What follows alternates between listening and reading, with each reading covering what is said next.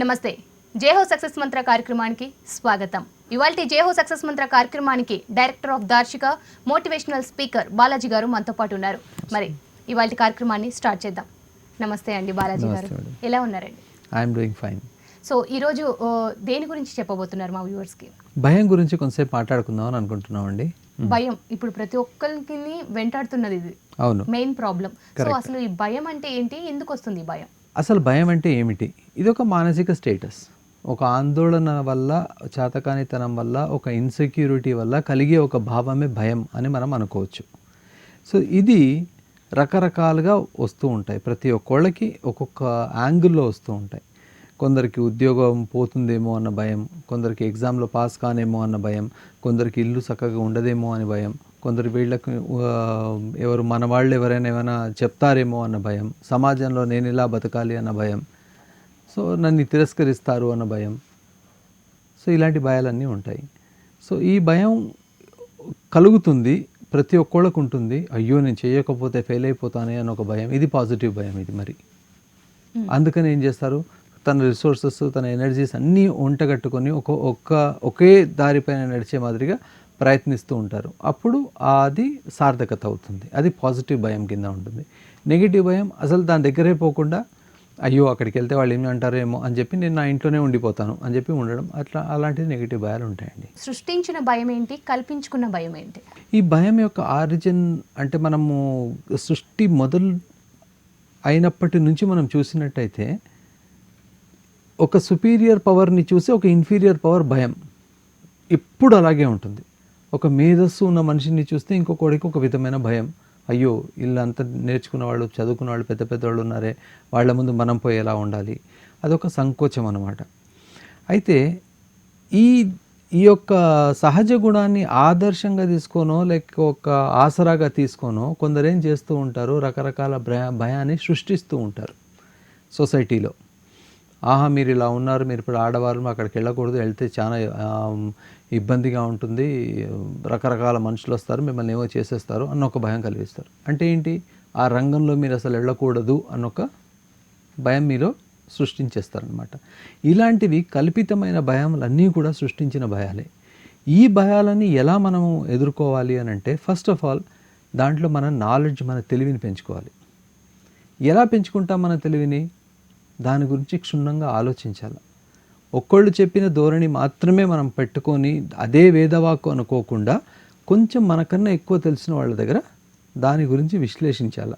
అసలు వీరు ఎందుకు మనకు అలా చెప్తున్నారు, ఇతరు చెప్పాల్సిన అవసరం నాకేంటి, అలా సృష్టించాల్సిన అవసరం ఏముంది, ఎందుకు అన్న క్వశ్చన్ ఇక్కడ వేసుకోవాలి. వై అన్న క్వశ్చన్ వేసుకుంటే ఈ భయాల్లో నుంచి మనకు కొంత క్లారిటీ తెలుస్తుంది.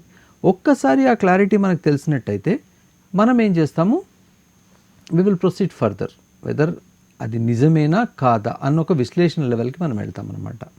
ఆ విశ్లేషణ లెవెల్కి మనం ఎప్పుడైతే వెళ్తామో అప్పుడు మనకి కొంచెం మార్గం సుముఖంగా ఉంటుంది. అసలు భయం అనేది మంచిదా చెడ్డదా? భయం అనేది మంచిదా చెడ్డదా? ఈ భయంలో ఇంకొక విషయం కూడా ఉందండి. ఇదివరకు మాట్లాడినట్టు మనం వచ్చి ఎవరో బయట మనిషి వచ్చి మన మీద ఒక ఒత్తిడి వేసి సృష్టించిన భయం గురించి మనం మాట్లాడాం. ఓకే, ఇది మనం భయపడి యాంగ్జైటీ ఫీల్ అయిపోయి ఏదో ఒకటి కోల్పోతామేమో అన్న ఒక ప్రాబ్లం అనమాట. మళ్ళీ ఇప్పుడు భయం మంచిదా చెడ్డదా అంటారు కదా, ఇందులో రెండు రకాల భయాలు ఉంటాయి. ఒకటి మనమే కల్పించుకున్న భయం, ఒక అపోహతోనో ఒక రాంగ్ కన్క్లూషన్స్తోనో, అసలు తెలియకుండా దాని గురించి ఆలోచించకుండా అనుమానంతోనో మనమే కొన్ని భయాలని సృష్టించుకుంటాం.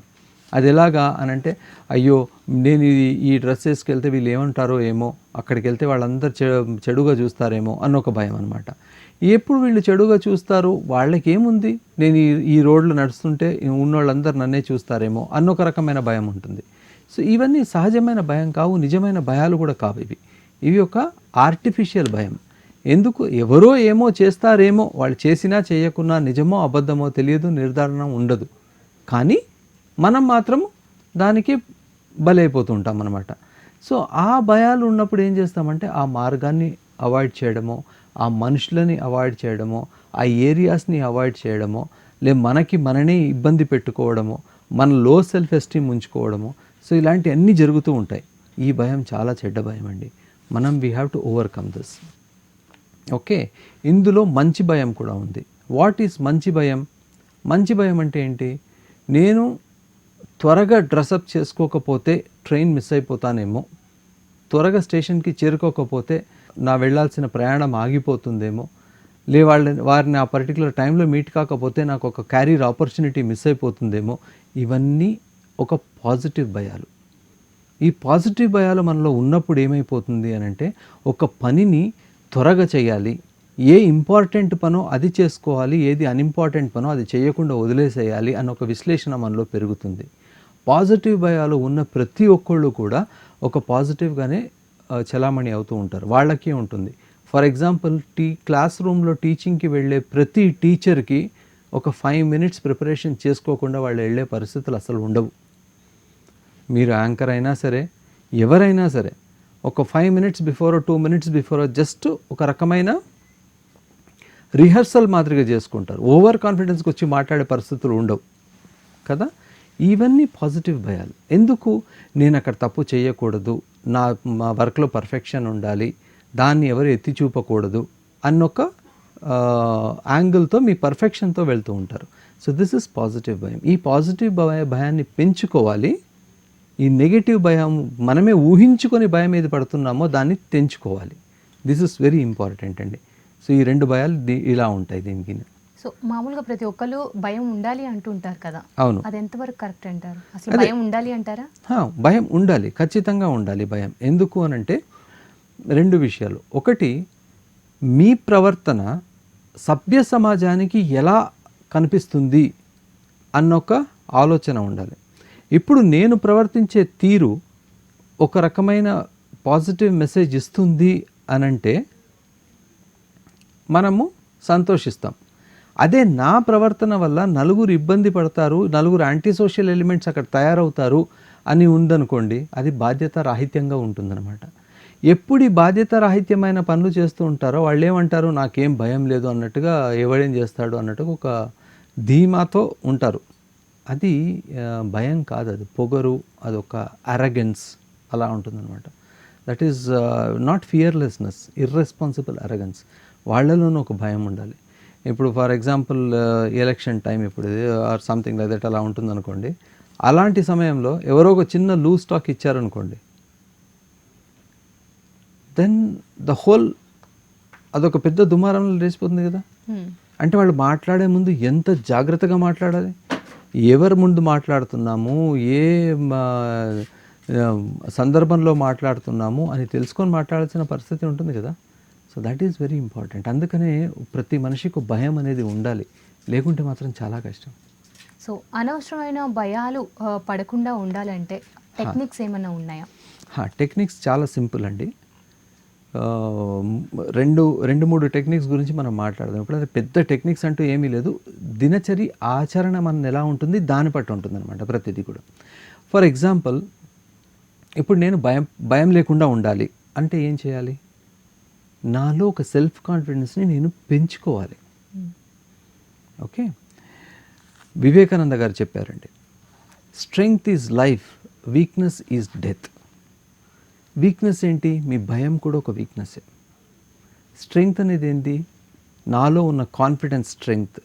నా చుట్టూరు ఉన్న జనాలు ఎలా ఉన్నారు, నాతో పాటు ఉన్నవాళ్ళు ఎలా ఉన్నారు అన్నది కూడా నా స్ట్రెంగ్త్. ఇప్పుడు నాతో ఉన్న వాళ్ళు అందరూ పాజిటివ్గా ఉన్నారనుకోండి, నా స్ట్రెంగ్త్ విల్ బికమ్ డబుల్. ఎందుకంటే నేను ఏమైనా తప్పు చేసినా, ఏమైనా పొరపాటు చేసినా కూడా దాన్ని సరిదిద్దడానికి నాకు ఒక పాజిటివ్ మెంబర్స్ ఉన్నారు అని ఒక ధైర్యం ఉంటుందన్నమాట.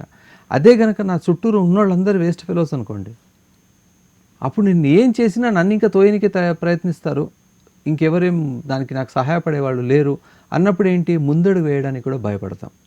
సో 2వ టెక్నిక్ ఏంటి అని అంటే, ఫస్ట్ టెక్నిక్ ఏమో మన సెల్ఫ్ కాన్ఫిడెన్స్ని పెంచుకోవాలి.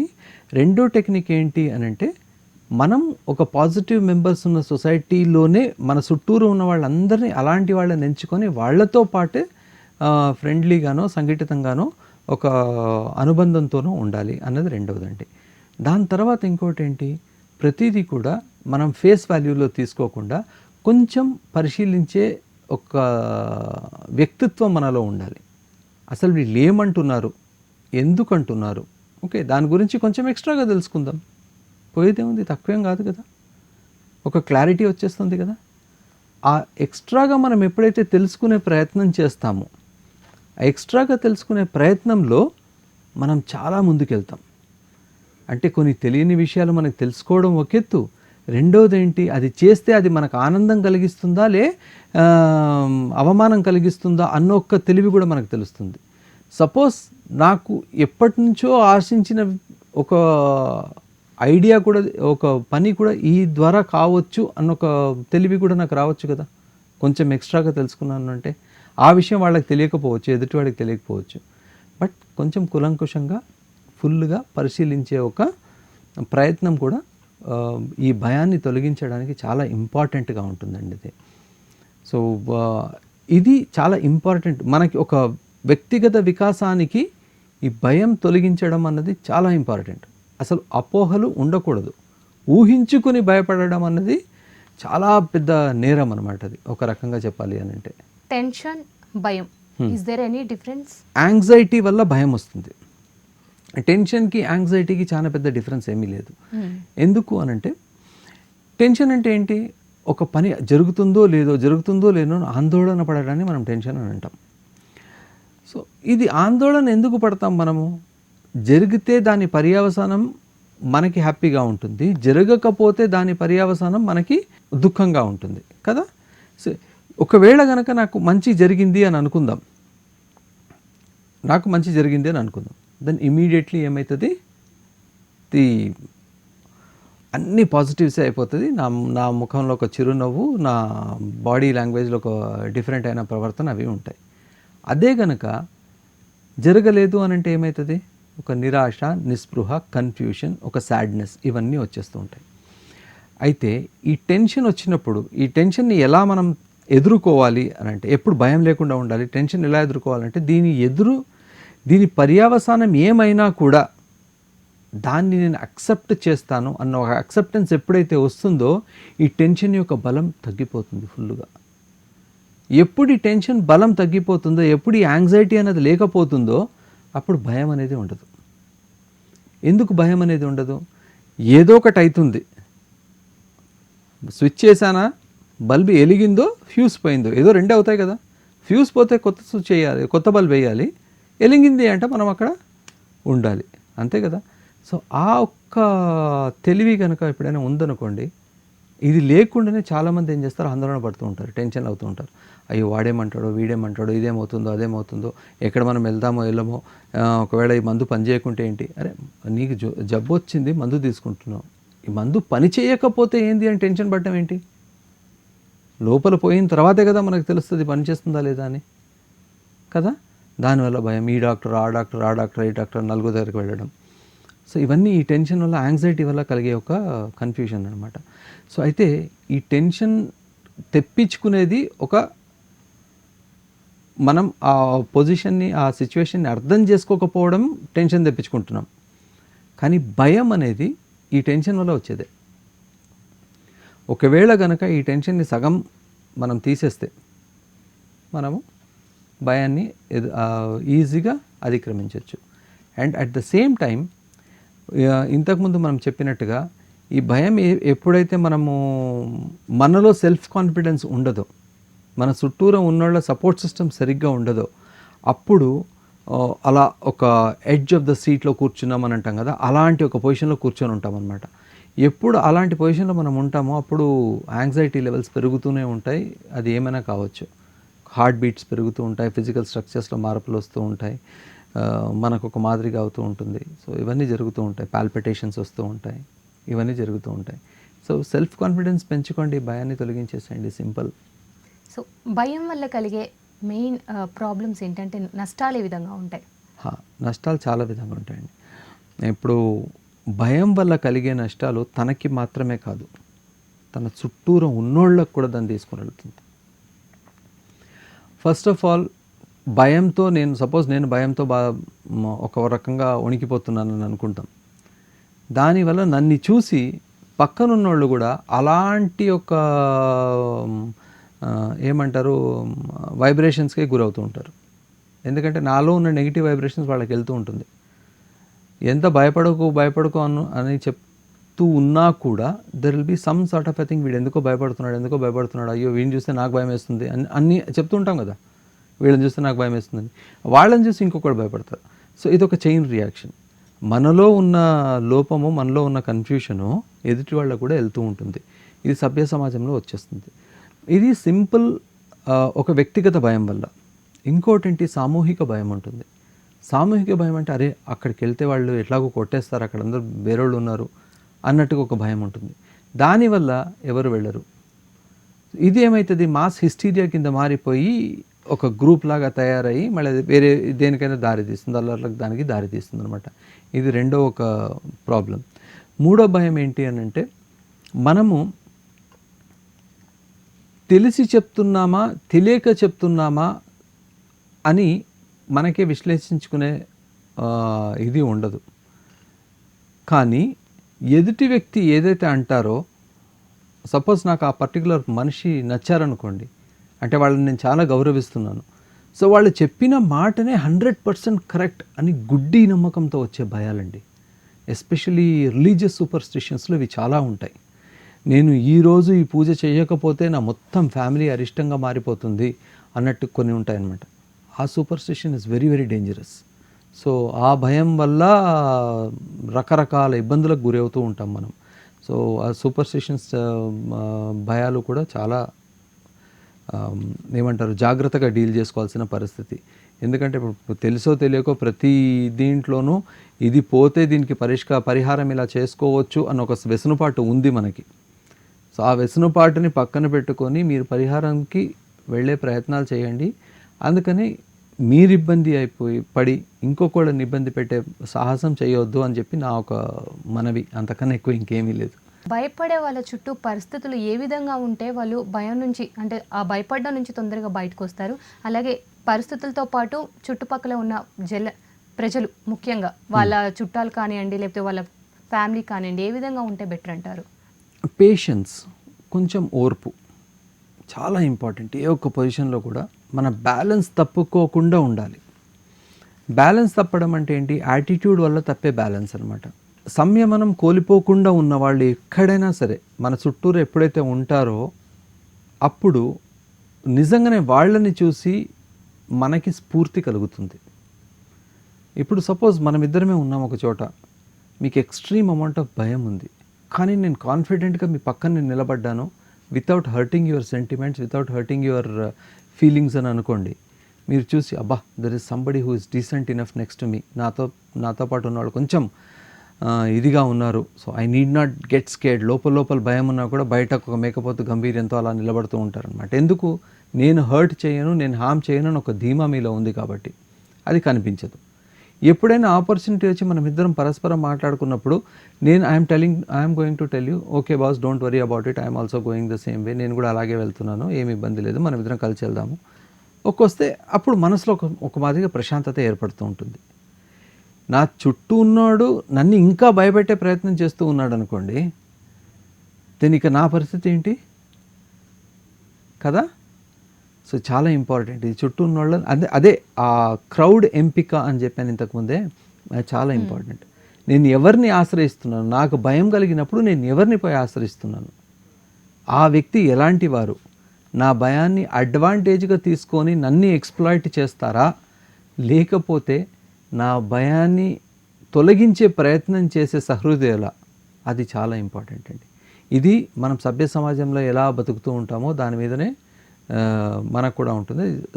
ఇది ఒక రోజులో అయ్యేది కాదు, కొన్ని రోజులు మనం అది ప్రాక్టీస్ చేసి వాళ్ళ మనస్తత్వాలను తెలుసుకుంటేనే ఏమైనా అవుతుంది. సో బాలాజీ గారు, ముఖ్యంగా పేరెంట్స్ కానివ్వండి, మీరు అన్న ఇందాక రిలేషన్స్ ఏవైతే ఉంటాయో వాళ్ళకి మీరు ఇచ్చే ప్రికాషన్స్ ఏంటి, వ్యక్తిగతంగా కానివ్వండి లేకపోతే ఇలా ఫ్యామిలీ పరంగా కానివ్వండి? ఇప్పుడు ప్రికాషన్స్ అని తీసుకున్నట్టయితే ఎస్, మీ ఎక్స్పెక్టేషన్స్ ఓకే.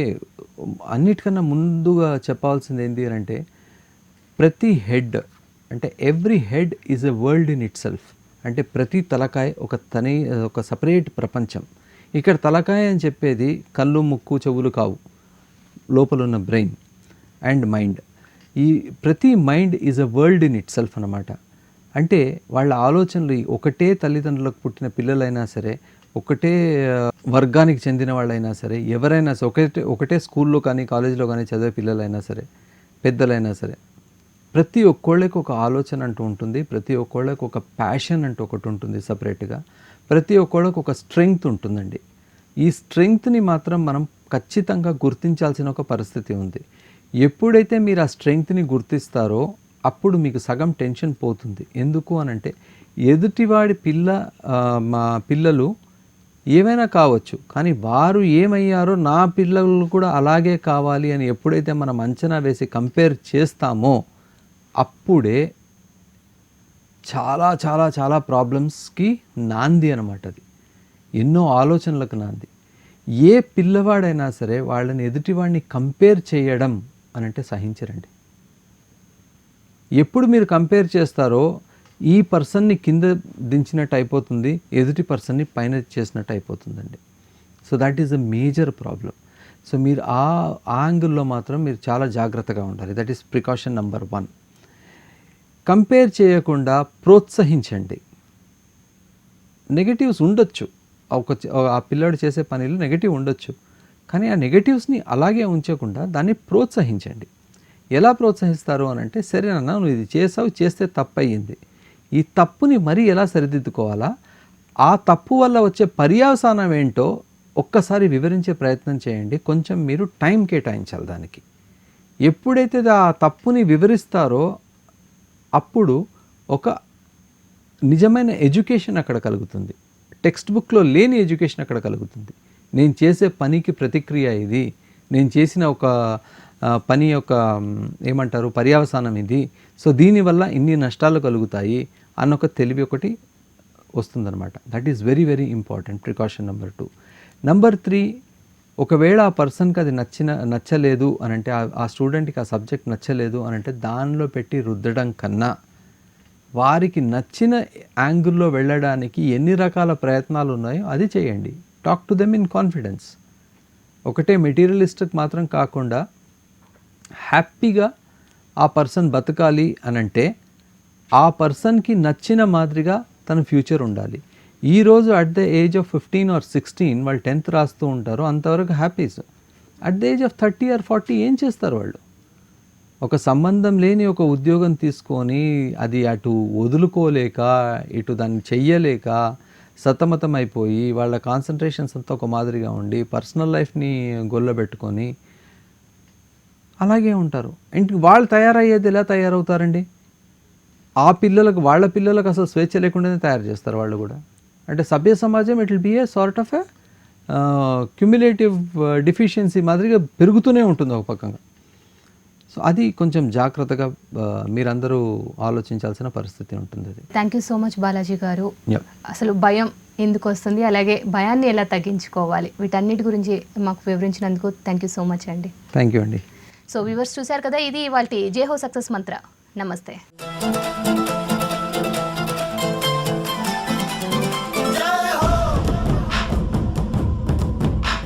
ఉపన్యాస కళలో మీరు నిష్ణాతులు అవ్వాలనుకుంటున్నారా? అయితే మీ కొరకే వక్త. వివరాల కోసం సంప్రదించాల్సిన ఫోన్ నంబర్ 9553586062.